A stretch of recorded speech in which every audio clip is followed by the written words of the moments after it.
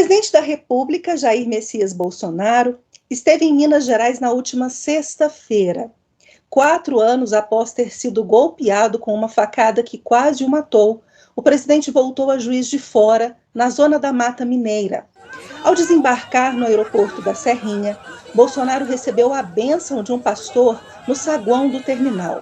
Ao lado de fora, foi ovacionado por apoiadores que gritavam mito.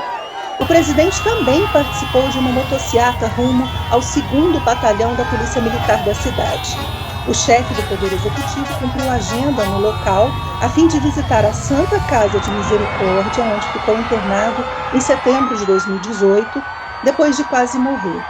Além disso, o presidente também participou da 43ª Convenção Estadual das Assembleias de Deus. Mas nem o esquema de segurança intensificado, por ser agora o presidente da República e por receio de um novo ataque, foi capaz de conter uma mulher que furou o bloqueio de segurança em meio à multidão e chegou muito próxima ao presidente para xingá-lo de corrupto.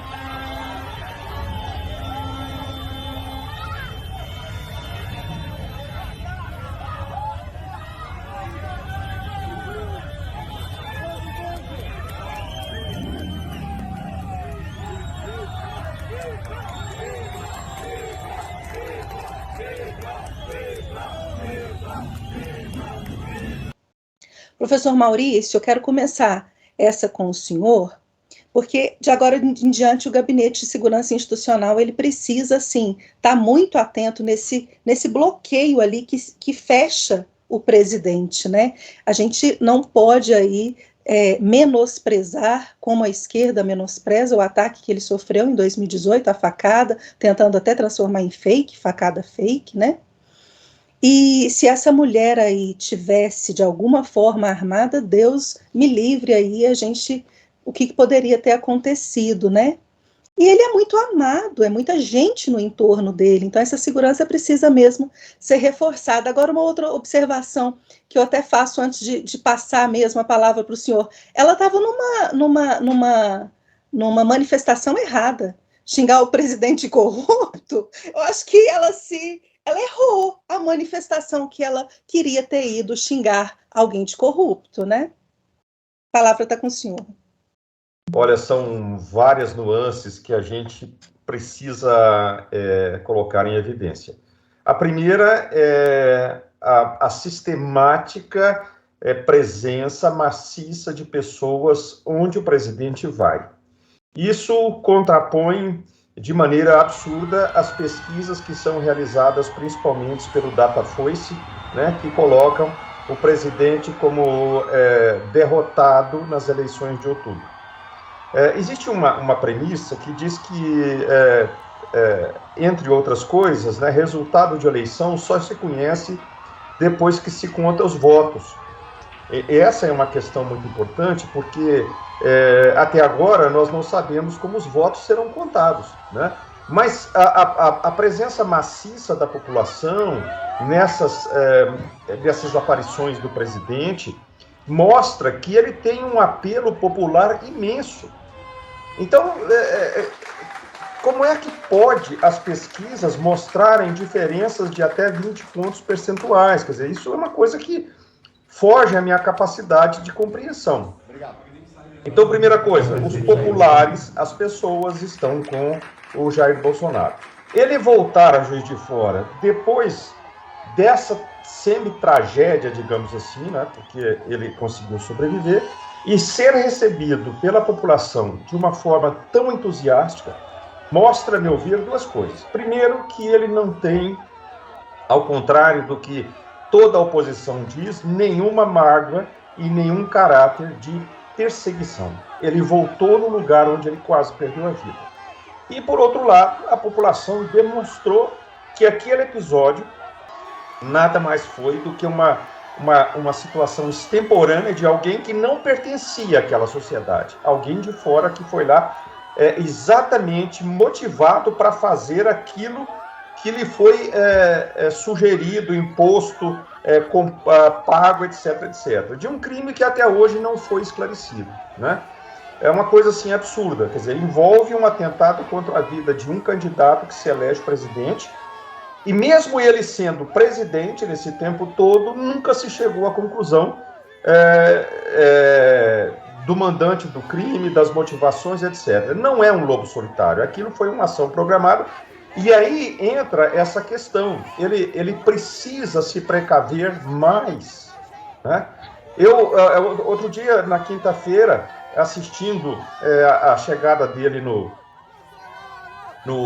Congresso Nacional, eu fiquei preocupado. Pensei, ele pode sofrer um atentado dentro do Congresso. Depois eu me lembrei que, para entrar no Congresso, tem todo um sistema de segurança, né, que você tem detetor de metais, etc, etc, porque o nosso Congresso já passou por atentados à bala, né? Inclusive, o pai do ex-presidente Fernando Collor matou um senador, né? Numa briga de desafetos, alguém foi baleado pelo pai do Fernando Collor, né? O senador Arnon de Mello, que por acaso era amicíssimo aqui de Araxá, né? Ele vinha sempre aqui e tal, e ele assassinou alguém dentro do Congresso, né? E eu não me lembro agora, mas eu acho que existem outras situações em assembleias estaduais, né, câmaras municipais do Brasil, onde pessoas já foram assassinadas, né, por rixas políticas. Levando em consideração outra coisa que aconteceu, né, mais recentemente, que foi a história da briga lá em Foz do Iguaçu, onde duas pessoas supostamente de ideologias diferentes, né, se agrediram e um faleceu, né, e aí foi colocado a mídia, né, a mídia do consórcio, né, o consórcio midiático de esquerda atribuiu, né, quase que ao presidente a culpa pelo assassinato, e ele não tem nada a ver. Mas a atitude do presidente de ligar para a família mostrou que ele é o presidente de todos os brasileiros. Mas a segurança do presidente precisa ser reforçada ao extremo. Ele é um alvo absolutamente fácil. Ele é destemido, ele é arrojado, ele é corajoso, ele não tem medo, tá? Então a segurança precisa ser reforçada. Toda vez que ele aparece em público, eu morro de preocupação. Presidente, toma juízo. Acima de tudo, eu acho mesmo que ele precisa tomar juízo. Agora, Leni, antes de passar a palavra para você, eu queria fazer uma observação aí no que o professor Maurício trouxe, né? Tentaram transformar em ato político aquele assassinato lá, e essa mídia suja que a gente tem tentou transformar a ida do presidente a Juiz de Fora como uma maneira de minimizar a facada novamente, dizendo que ele estava indo lá para tentar ofuscar o que aconteceu lá em Foz do Iguaçu. Enfim, é uma ginástica mental o tempo todo para distorcer todas as ações do presidente e transformar em ato político aquilo que pode favorecer a esquerda. Mas era só uma observação em cima do que o professor Maurício trouxe. Leni, o que você acha aí quando você vê essas cenas como essa que está passando aqui na tela de tanta gente que deixa o trabalho, deixa os afazeres, numa sexta-feira útil, não era um feriado, horário comercial, para seguir o presidente dessa forma pela cidade, como a gente vê nas imagens em Juiz de Fora? Eu, quando vejo, em toda a minha vida, nunca vi nada parecido, nada. Eu acho que ele é uma pessoa que tem um carisma diferenciado, uma energia muito boa, acredito que seja pela fé que ele tem, que eu acho que a fé é uma coisa muito contagiante. E também demonstra que tudo de maldade que eles colocam para ele, como se fosse uma pessoa que quisesse matar gay, matar racista, não sei o quê. Meu Deus, ele já voltou na cidade onde ele quase morreu. Eu vi uma entrevista do médico que o atende até hoje, o doutor Luiz Antônio, que falou que qualquer problema que ele tem é gravíssimo, porque o intestino dele é todo colado na parede abdominal. E ele não guardou rancor, inclusive chorou, ele sempre chora, porque só ele sabe, né? o que ele passou, que eu acredito que você sentia a proximidade da morte como ele sentiu. Inclusive, a última vez que ele teve um problema, ele perdão, ligou para o doutor Luiz Antônio, que estava no Caribe, e falou: doutor, eu estou morrendo. Então, por isso que até hoje ele chora quando ele lembra daquilo. Eu fico muito triste de pensar que isso foi aqui em Minas, porque o mineiro é tão solidário, né? E vem uma pessoa para se intrometer com tudo já programado, inclusive se registrando uma pessoa com o nome do pretenso assassino lá na Câmara, para criar um álibi, né? Caso ele não tivesse sido detido. Mas eu fico verdadeiramente assustada com o amor que o povo tem por ele, com o carisma que ele tem, que é uma coisa inigualável, e com o risco que ele corre com aquela cabeça de fora, gente, nem para andar de moto. Ele não põe capacete, ele não tem medo, né? Ele fala que não tem medo de nada, é coisa de militar mesmo, né? De criação de academia militar, né? Para enfrentar a morte. Mas eu sinto muito orgulho de um presidente que consegue falar a voz do povo, que se faz entender por todo mundo entende o que ele fala, sabe? Ele consegue emocionar as pessoas. E o mais importante que eu acho de tudo é quando a gente vê aquele mar de gente, aquele monte de bandeira verde e amarela, de bandeira do Brasil. Estou em falta que eu não tenho uma aqui, mas eu vou pôr lá no pizzaiolo e vou pôr aqui na varanda da minha casa. Uma bem grande. Mas eu me emociono muito, porque esse patriotismo estava fazendo muita falta para a gente. Ele fez a gente voltar a ter consciência da riqueza do nosso país, né? Que é uma coisa única no mundo, não existe outro país do mundo com tanta riqueza. Ele nos fez novamente amar, apesar de eu ser de uma geração que a gente estudou e foi formada em casa para amar o nosso país, que hoje é uma coisa que não existe na juventude, né? Que é uma coisa que a gente precisava de estar muito atento a isso, porque não existe mais. Os jovens parecem, nem sei, eu vejo jovens que não sabem as capitais dos estados do Brasil, sabe? Isso é muito triste.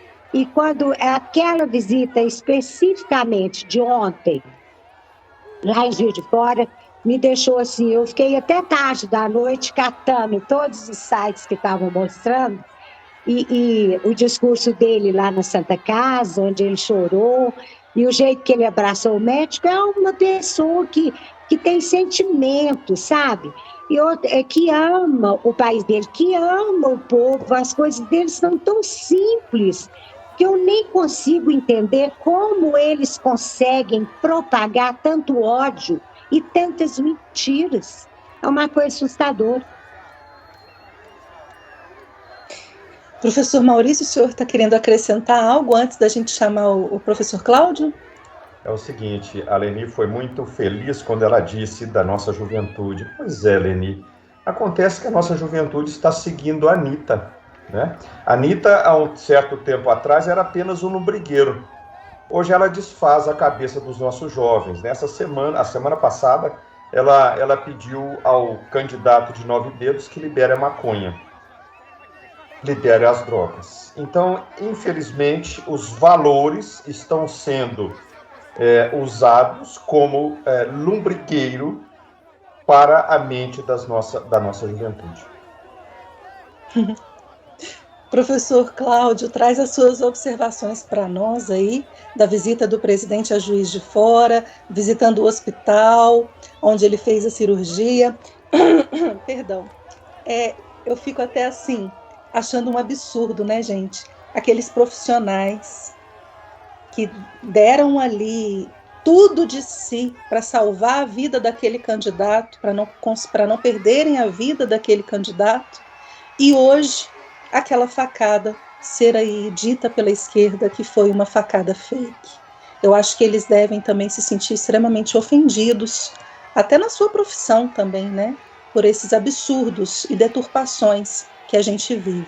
Professor Cláudio, a palavra está com você. Hoje, sobre essa questão da visita do presidente Bolsonaro a Juiz de Fora, eu vou pegar emprestado uma frase do filósofo Luiz Felipe Pondé. É um assunto que tem várias camadas, né? Então, vamos tentar destacar algumas camadas desse assunto que são mais importantes para a gente entender o impacto dessa visita. Em primeiro lugar, eu queria destacar o seguinte: essa mídia tradicional, essa mídia ideologizada, eu tenho visto aí pessoas igual a Amanda Klein dizerem que a visita do presidente a Juiz de Fora, como você havia afirmado antes, que a esquerda diz, seria uma cortina de fumaça para a questão do incidente que teve lá entre um bolsonarista e entre um petista, e que resultou aí na morte do petista, coisa que o Bolsonaro não tem nada a ver com isso. Inclusive ele repudiou o apoio de pessoas que apelam à violência, ele não quer esse apoio, inclusive acho que ele até disse assim, apoia o outro lado, né? Ele não quer esse apoio. Eu vejo o bolsonarismo como um movimento que quer democracia de verdade, que é um discurso, um debate verdadeiro na sociedade.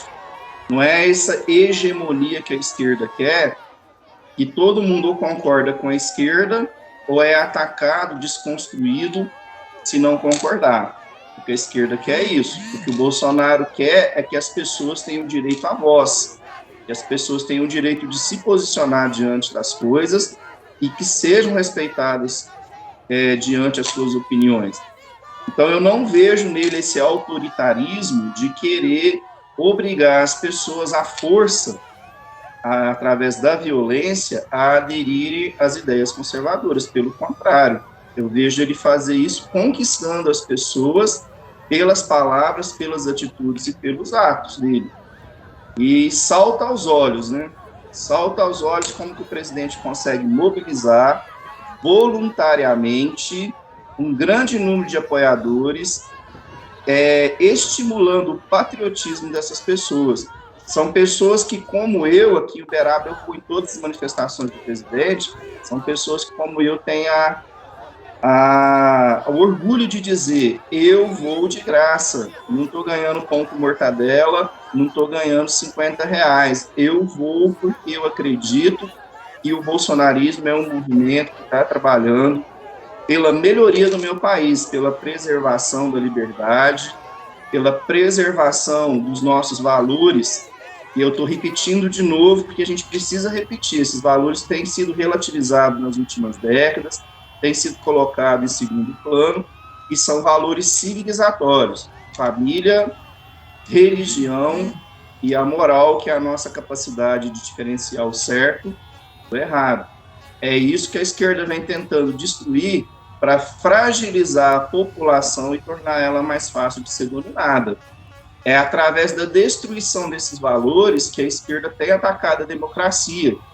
Porque quem não tem esses valores não tem uma firmeza de formação como pessoa e de formação e conhecimento científico para chegar e dizer, olha, isso não é bom para mim, eu não quero isso. Quem não tem esses valores não tem argumento e não tem preparo e estrutura para se posicionar e argumentar. São pessoas fragilizadas que ficam expostas, vulneráveis a determinações de outros, né, que seriam as lideranças de esquerda. Então, não vejo o bolsonarismo como um movimento agressivo, violento ou que estimule a violência. Pelo contrário, eu vejo ele combatendo isso e pedindo de volta que esse país tenha novamente democracia, e o Bolsonaro tem trabalhado em torno disso. Essa esquerda tradicional de viés esquerdista, como a Amanda Klein, tem dito que Minas Gerais é o segundo maior colégio eleitoral do Brasil, e que além de lá, em Juiz de Fora, fazer cortina de fumaça, o Bolsonaro também teria ido com o objetivo de conseguir apoio em Minas, porque segundo essas pesquisas que não são muito confiáveis, né, como diz o Bolsonaro, se dependesse de pesquisa não tinha ganhado em 2018. Ele perdia para todo mundo no segundo turno, e a maioria dos que ganhava dele no segundo turno não passaram nem do primeiro. Então, quer dizer, que pesquisas são essas? Mas dizem essas pesquisas que não são confiáveis, que o Lula estaria à frente do Bolsonaro em Minas, que ele teria vindo aqui para conquistar apoio do segundo maior colégio eleitoral do país e conquistar o apoio do governador Romeu Zema, que, segundo essas pesquisas também, estaria aí com mais de 40% das intenções de voto na pesquisa estimulada, o Calil com 27% e o Viana com 6% dos votos. Então, conquistar o apoio do Zema poderia fortalecer a candidatura do presidente aqui no estado de Minas Gerais. Pelo que eu tenho acompanhado, o Partido Novo, o partido do Zema, tem um candidato, então, até por questão de fidelidade e compromisso com o partido, ele deve apoiar o candidato do partido dele no primeiro turno, o que demonstra aí o andar da pré-campanha é que segundo turno vai dar o Bolsonaro e do lado da esquerda deve provavelmente ir o Lula. Então, o candidato que o Zema apoia não deve ir para o segundo turno. Provavelmente no segundo turno há uma possibilidade aí desse apoio do governador Romeu Zema à candidatura do presidente. Hoje, eu acho que essa esquerda está tão desesperada, e desesperada em todos os sentidos, né? Lembrando lá do Gramsci, filósofo italiano que criou esse modelo da nova esquerda, a esquerda seguiu a regra que o Gramsci disse, ocupar espaços para poder atingir o domínio psicológico sobre a população, para então chegar ao poder. É o que a esquerda vem tentando fazer. E essa esquerda está tão desesperada com o fato do Bolsonaro ter quebrado essa hegemonia psicológica e chegou a tirar um presidiário lá de Curitiba, uma pessoa condenada em 3 instâncias por corrupção e lavagem de dinheiro, chegou a tirar o cara do presídio para colocar ele como um candidato nas eleições presidenciais desse ano. Então, assim, eu não vejo como que um lado ideológico como a esquerda possa estar mais desesperado do que isso. Descondenar uma pessoa condenada em 3 instâncias, com provas robustas do que a pessoa fez de errado, para tentar viabilizar uma candidatura que venha a barrar os valores que o presidente Bolsonaro traz e que contrapõe aos valores dessa esquerda. E esse desespero é o que realmente nos assusta, né? Porque esse desespero, como a própria Dilma já disse, ele leva a pessoa a fazer de tudo, né? A própria Dilma já disse, eles fazem questão de dizer isso, que não tem limites porque eles são capazes de fazer. Gil, eu queria fazer 2 observações ainda sobre essa visita do presidente a Juiz de Fora. A primeira observação que eu queria fazer é que, assim, eu acho tão estranho como que as pesquisas, elas estão contraditórias com o que a gente vê nas visitas do presidente, né? Segundo aí a mídia tradicional, esquerdista, o Bolsonaro estaria atrás do Lula aqui em Minas Gerais, nas pesquisas. Aí o Bolsonaro vai em Uberlândia e enche de gente para apoiar ele. Bolsonaro veio em Uberaba, na Exposebu, cheio de gente para apoiar ele, inclusive com motocicletas. Aí ele vai a Juiz de Fora, lotado de gente para apoiar ele. Ele vai nos Estados Unidos, cheio de gente apoiando ele, fazendo motocicleta. Então a gente vê assim, um descompasso tão grande entre essas pesquisas e o que a gente vê no movimento das ruas, que não dá para acreditar que essas pesquisas estejam corretas. Me parece mais esse desespero da esquerda capaz de qualquer coisa, inclusive manipular a informação para tentar ganhar a eleição. E para finalizar, eu queria fazer um último comentário.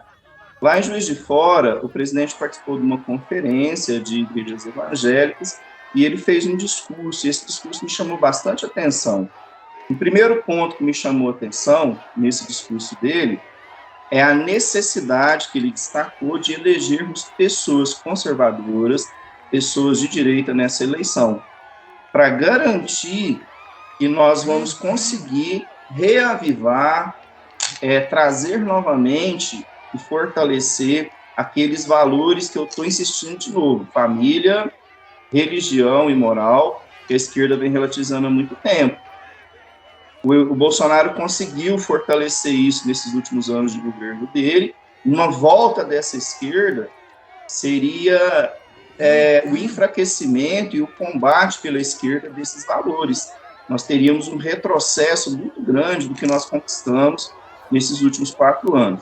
E a outra observação dele é sobre o fato de vários países latino-americanos, Chile, Colômbia, Argentina, México, terem optado, Nicarágua, terem optado por governos de esquerda e estarem numa situação de dificuldade muito grande no enfrentamento da pandemia, das consequências da pandemia, da Covid e da guerra da Rússia com a Ucrânia. A gente vê aí, por exemplo, nós tivemos no Chile um retrocesso, aí, um PIB negativo de 6% em 2020, um país que vinha se mostrando como muito promissor economicamente, cai na mão da esquerda, a gente vê esse retrocesso. A gente viu a Argentina com uma inflação aí de 64%. Se aqui no Brasil nós estamos com uma inflação projetada para esse ano de 7,89%, a gente está achando as coisas caras, imagina na Argentina, que tem um modelo de gestão parecido com Lula-PT, inclusive são governos aliados, uma inflação de 64%. Imagina quase umas 8, 9 vezes a inflação brasileira, como esse povo está sofrendo bem mais do que o nós, desemprego e tudo quanto é tipo de dificuldade econômica. Enquanto aqui no Brasil a gente teve auxílio emergencial para ajudar as pessoas, a gente teve o aumento do auxílio, que hoje nós chamamos Auxílio Brasil, o antigo Bolsa Família, do Lula, que era uma média de R$190, Bolsonaro extinguiu o Bolsa Família, criou o Auxílio Brasil com um mínimo de R$400 para ajudar os beneficiados. Agora, devido à inflação, está querendo aumentar para R$600, a esquerda está fazendo de tudo para boicotar. A esquerda não quer que as pessoas pobres recebam R$600 de ajuda do governo através do Auxílio Brasil.